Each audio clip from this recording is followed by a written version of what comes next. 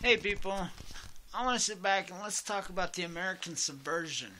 So, first and foremost, please subscribe to the channel, like the videos, hit that bell for notifications, and comment in the box below.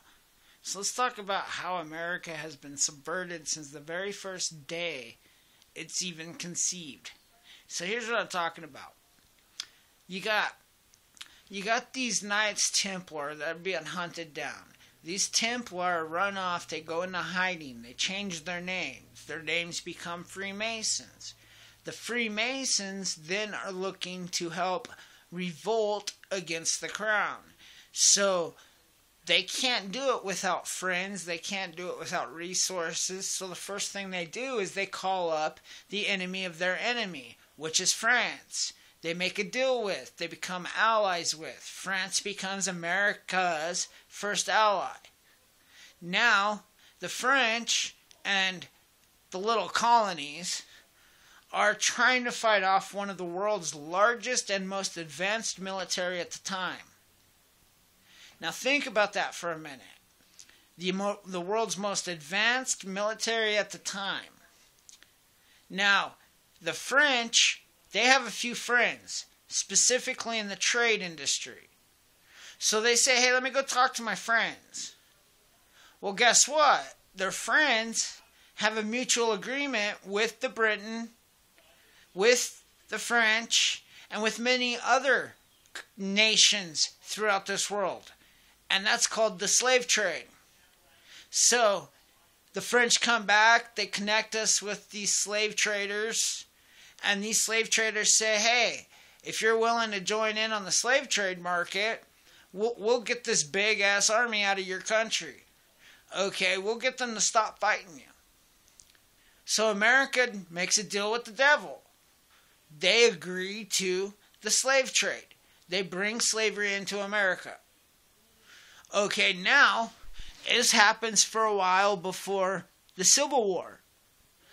During the Civil War, the American people stand up and say, a house divided is no nation. You can't have a house divided, So slavery's ended. The Civil War ends. Slavery ends. Next thing you know, you got these slave traders that are like, hey, we had an agreement. Now what are you going to do? So essentially what they do is they make these agreements to build these financial institutions and allow these markets to happen in America. So they start with building universities. By 1820s, 1830s, the Skull and Bones is rumored to existed inside Yale. This is a group of individuals that have been part of damn near every president I can think of. Okay, this organization then, this secret group of people were set there to teach young kids how to be their fathers, how to be oil tycoons, how to be business tycoons, how to be international businessmen. Big money. So essentially the financial institutions then infiltrate into the colleges. So now our youth is getting subverted into big business. Now, so from this point, this goes on for a while. These kids become their fathers, big business, big crud, big boom. Okay, now, by 1920s, the very beginning of the 30s, you're dealing with what they call the communist subversion, which means this social communist idea for economy infiltrates into our school system, infiltrates the minds of our youth, specifically inside the colleges. The same colleges where the deep state, big business families are breeding businessmen. Big money.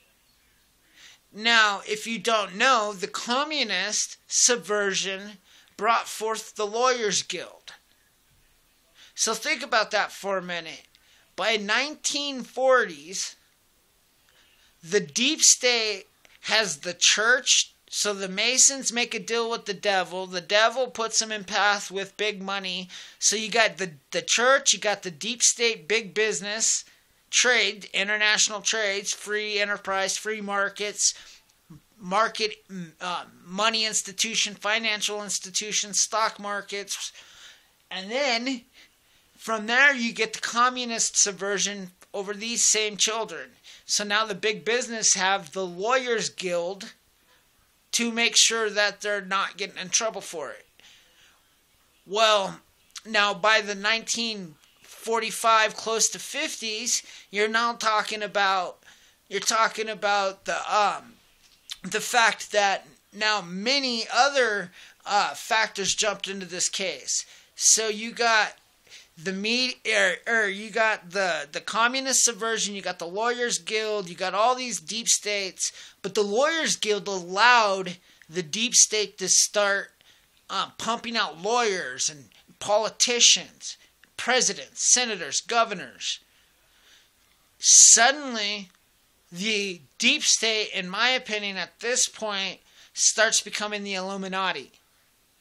Okay, this is where deep state becomes the Illuminati. Now, Vietnam starts, you have the military complex, you have all these other different aspects going on, and then you get a president in JFK who warns us about these secret societies, who warns us against these things that I'm talking about. And he's assassinated. So think about that for a minute.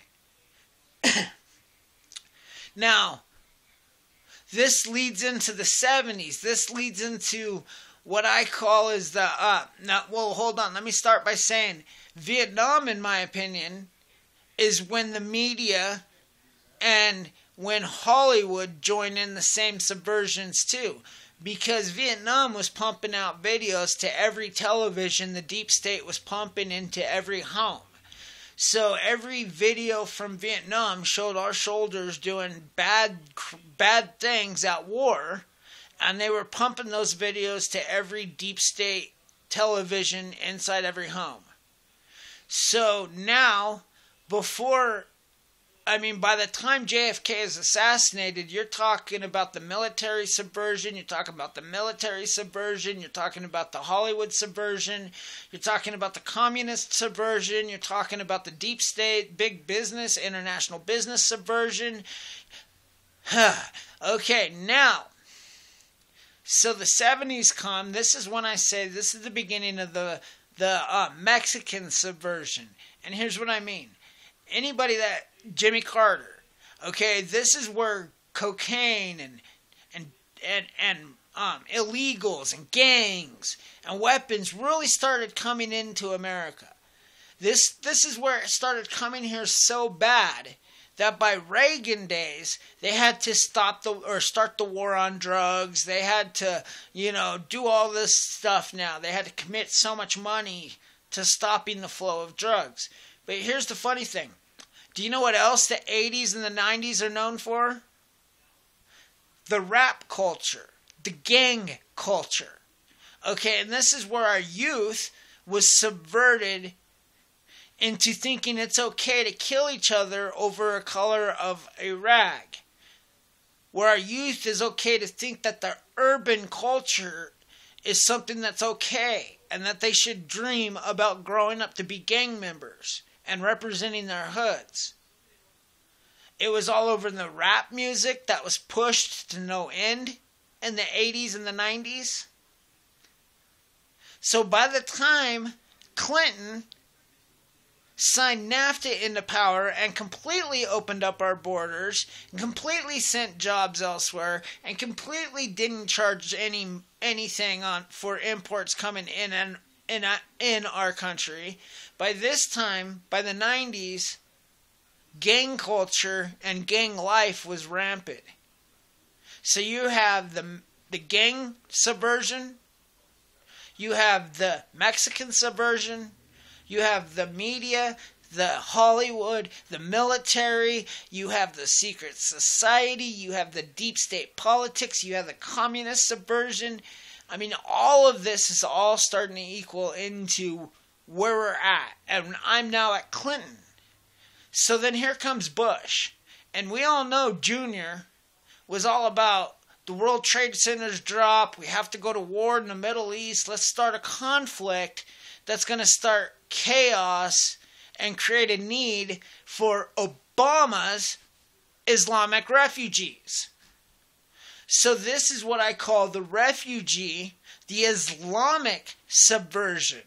So by the time President Trump comes into office, now you're talking about an Islamic subversion right on top of everything else I've mentioned. So the real question to me is, when has the American people ever stood up? When have we ever been represented instead of subverted? Because if I go down the list, I can name each and every subversion that has ever happened to the American people from the existence of this country and even before. If you like this video and you want to hear more like it, please subscribe to my channel, share my videos, share my channel. Hit that bell for notifications, comment in that box below. If you do that, you'll be right in touch with a lot of the things I'm on. Peace. Have a great day. God bless. Duncan out.